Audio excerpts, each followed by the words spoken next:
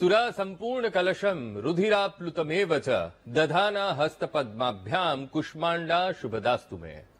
મા આદ્યશક્તિનું ચોથું સ્વરૂપ એટલે મા કુષ્માંડા।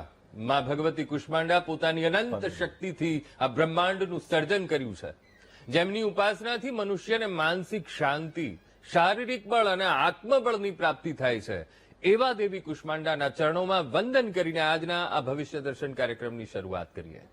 નમસ્કાર દર્શક મિત્રો, વીટીવીની આ ખાસ રજૂઆત ભવિષ્ય દર્શન કાર્યક્રમમાં આપનું ખૂબ ખૂબ સ્વાગત છે। હું છું અંકુર રાવલ। દેવી કુષ્માંડાની પૂજાથી ભક્તોને સ્વાસ્થ્ય લાભ તો થાય જ છે, સાથે સાથે અઘોર રોગના કષ્ટમાંથી મુક્તિ પણ મળે છે। મા કુષ્માંડાના પૂજનથી ભક્તોને સમૃદ્ધિ અને ધનની પ્રાપ્તિ થાય છે। જે ભક્તો આધ્યાત્મિક ઉન્નતિ મેળવવા માંગતા હોય તેમણે તો ખાસ દેવી કુષ્માંડાની ઉપાસના કરવી જ જોઈએ। ઇષ્ટ પ્રાપ્તિ માટે દેવી કુષ્માંડાના આશીર્વાદ અનિવાર્ય છે। ત્યારે દેવી કુષ્માંડાની અસીમ કૃપા કેવી રીતે મેળવશો, કઈ પદ્ધતિથી માનું આરાધન કરશો, વર્તમાન સમયમાં દેવી કુષ્માંડાની કૃપા કેમ જરૂરી, આ બધી જ બાબતો જાણીશું। પણ સાથે જ પંચાંગ, રાશિ ભવિષ્ય, આપના ફોન કોલ્સના ઉત્તર પણ આપીશું, જેના માટે આપણી સાથે સ્ટુડિયોમાં જોડાયા છે જ્યોતિષાચાર્ય મુકુંદભાઈ પંડ્યા। મુકુંદભાઈ, સ્ટુડિયોમાં આપનું ખૂબ ખૂબ સ્વાગત। ધન્યવાદ। મુકુંદભાઈ, સૌથી પહેલા આજનું પંચાંગ શું છે તે આપણા દર્શક મિત્રોને જણાવશો। લંબોદર નમસ્તુભ્યમ સતતમ મોદક પ્રિયમ નિર્વિઘ્નમ કુરુ મે દેવ સર્વ કાર્યેષુ સર્વદા। સર્વ દર્શક મિત્રોને પ્રથમ તો જય ગણેશ। દર્શક મિત્રો, નવલી નવરાત્રી ચાલી રહી છે અને આ નવરાત્રીની અંદર માં જગદંબાની ઉપાસના વિશેષ માત્રામાં ફળદાયી હોય છે। માં જગદંબાની આરાધના આપણા કાર્યોને સિદ્ધ કરે છે અને આજ માં જગદંબાની કૃપા દ્રષ્ટિ પ્રાપ્ત આપણે કરી શકીએ છીએ। દર્શક મિત્રો, રોજ માતાજીના અલગ અલગ સ્વરૂપોની પૂજા થાય છે અને એ અલગ અલગ સ્વરૂપોની આરાધના આપણા જીવનની અંદર દરેક પ્રકારના આપણા સમસ્યાઓને દૂર કરે ને દરેક ગ્રહોને પણ મજબૂત કરે છે। અને એટલા માટે દર્શક મિત્રો, અલગ અલગ દિવસે જ્યારે આપણે અલગ અલગ દેવીઓની પૂજા કરતા હોઈએ છીએ ત્યારે આપણી બોડીની અંદર રહેલા 7 ચક્ર એ પણ જાગૃત થઈ શકે છે અને એના દ્વારા આપણે આપણા જીવનની અંદર સમૃદ્ધિ મેળવી શકીએ છીએ। દર્શક મિત્રો, આજે આપણે વાત કરવાની છે મા કુષ્માંડાની। અમારા પ્રોડ્યુસર સાહેબ અંકુરભાઈ બહુ વ્યવસ્થિત રીતે કુષ્માંડા દેવીનું વર્ણન આપને જણાવ્યું। વાત આ જ સબ્જેક્ટ ઉપર આપણે કરીશું, પરંતુ એ પહેલા વાત કરી લઈએ આજના પંચાંગની। દર્શક મિત્રો, આજના પંચાંગની જો વાત કરીએ તો આજે તારીખ 26/9/2025 અને વાર બની રહ્યો છે શુક્રવાર। આસો માસની શુક્લ પક્ષની આજે ચતુર્થી કેતા ચોથની તિથિ સવારે 9:32 સુધી છે। ત્યારબાદ પંચમી કેતા પાંચમની તિથિનો પ્રારંભ થશે। આજે વિશાખા નામનું નક્ષત્ર રહેશે, વિષકુંભ નામનો યોગ રહેશે, વિષ્ટિ કેતા ભદ્રા નામનું કરણ સવારે 9:32 સુધી રહેશે। ત્યારબાદ બવ નામના કરણનો પ્રારંભ થશે। 12 રાશિઓનું ભવિષ્ય કથન જેના આધાર ઉપર કહેવામાં આવશે એવું ચંદ્રમાનું ભ્રમણ આજે બપોરે 3:22 સુધી તુલા રાશિની અંદર આ ચંદ્રમાનું ભ્રમણ રહેશે। બપોરે 3:22 પછી આ ચંદ્રમાનું ભ્રમણ વૃશ્ચિક રાશિની અંદર છે।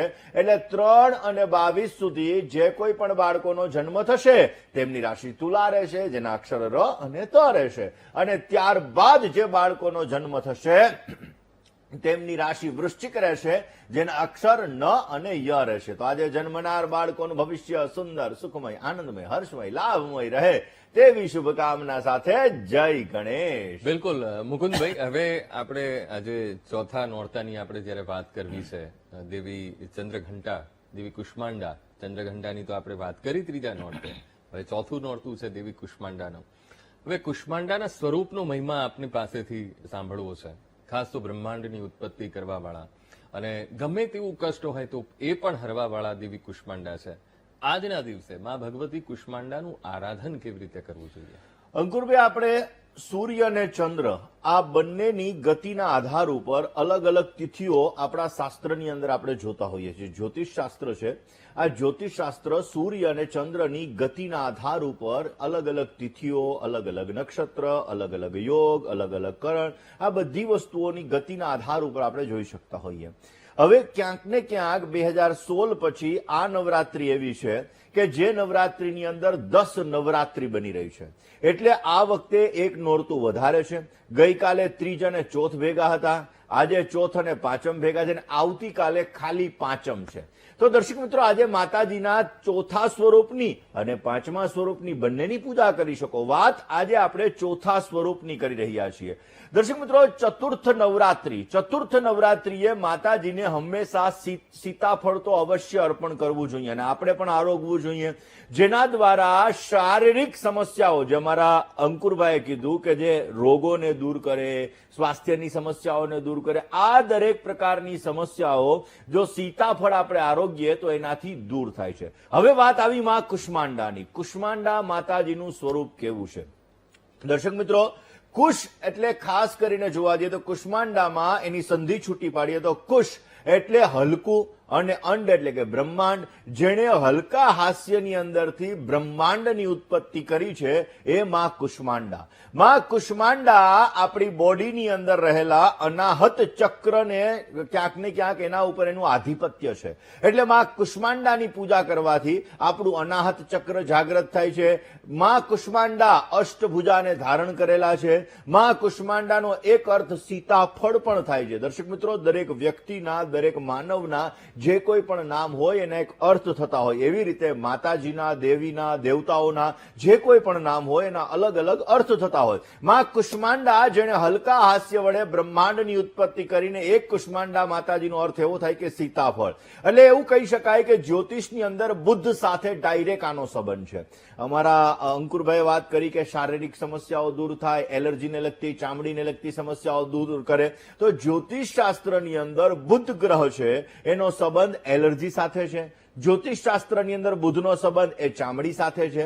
એટલે ક્યાંક ને ક્યાંક જોવા જઈએ તો બુધ ગ્રહ તમારા કાન, નાક, ગળાને ક્યાંક ને ક્યાંક એના ઉપર એનું આધિપત્ય છે, વાણી ઉપર એનું આધિપત્ય છે, બુદ્ધિ ઉપર એનું આધિપત્ય છે, ચામડી ઉપર એનું આધિપત્ય છે. અને એ કુષ્માંડા માતાજીની ઉપાસના કરવાથી આપણા દરેક પ્રકારના રોગો, દરેક પ્રકારના કષ્ટો, દરેક પ્રકારની સમસ્યાઓ, બુધને લગતી કોઈ પણ પ્રકારની સમસ્યા હોય, તમે વાણી દોષથી પીડાઈ રહ્યા હોય, કાનના ગળાને લગતી સમસ્યા હોય, ચામડીના રોગથી પીડાઈ રહ્યા હોય, એલર્જીને લગતી તમારી કોઈ સમસ્યા હોય, તો આ દરેક પ્રકારની સમસ્યાઓ માં કુષ્માંડાની આરાધના કરવાથી, માં કુષ્માંડાની ઉપાસના કરવાથી અવશ્ય તમે દૂર કરી શકો છો. દર્શક મિત્રો, દરેક જ્યારે નવરાત્રીની અંદર અલગ અલગ દિવસે ઘણા લોકો પોતે નવરાત્રીનું વ્રત કરતા હોય તો ઘણા લોકો ઉપવાસ રાખતા હોય છે. એટલે કે 9 દિવસ ઓનલી ફોર લિક્વિડ એટલે કે પાણી ઉપર, જલીય આહાર ઉપર પોતે ક્યાંક ને ક્યાંક માં નવદુર્ગાની આરાધના કરતા હોય.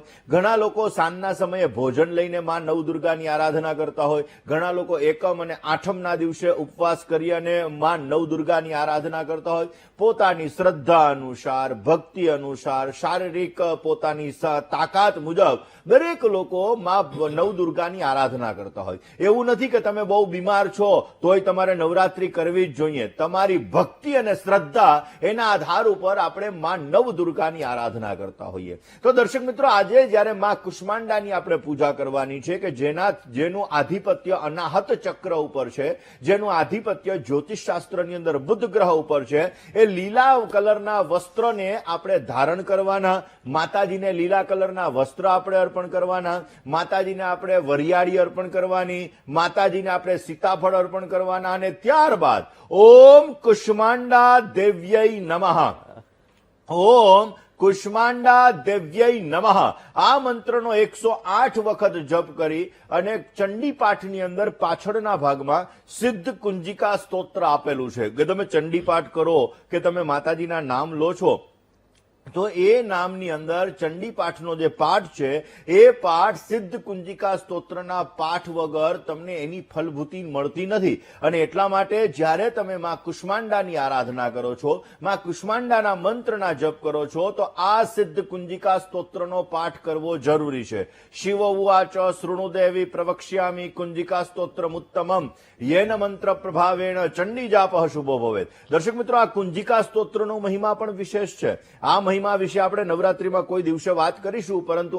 આજે માં કુષ્માંડાની વાત કરવાની છે. તો આજના દિવસની અંદર માં કુષ્માંડાના મંત્રના જપ પછી તમારે અવશ્ય સિદ્ધ કુંજિકા સ્તોત્રનો પાઠ કરવો જોઈએ. હવે તમારે બુધને લગતી સમસ્યા છે, તમારું બાળક હકલાય છે, તમારા બાળકને વાણી દોષ છે, તમારા બાળકને અથવા તમારા ઘરના કોઈ સભ્યને ચામડીનો દોષ છે, તમારા ઘરના કોઈ સભ્યને એલર્જીને લગતી સમસ્યા છે, તમારા કોઈ ઘરના વ્યક્તિઓનું ગણિત કાચું છે, તો આ બધાની અંદર કયા ઉપાયો તમારે કરવા કે જે ઉપાયો દ્વારા એનો બુધ ગ્રહ બલવાન થાય, જે ઉપાયો દ્વારા માં કુષ્માંડાની આરાધનાથી એને સારો લાભ મળી શકે. તો બુધને લગતી સમસ્યા હોય, વાણી દોષને લગતી સમસ્યા હોય, ચામડીને લગતી સમસ્યા હોય, કાનના ગળાને લગતી સમસ્યા હોય, તો અવશ્ય આજના દિવસની અંદર તમે માં કુષ્માંડાની આરાધના કરો તો વિશેષ લાભ મળી શકે. તો કેવી રીતે માં કુષ્માંડાની આરાધના કરવાની છે, કેવી રીતે તમારા બુધ ગ્રહને બલવાન બનાવવાનો છે,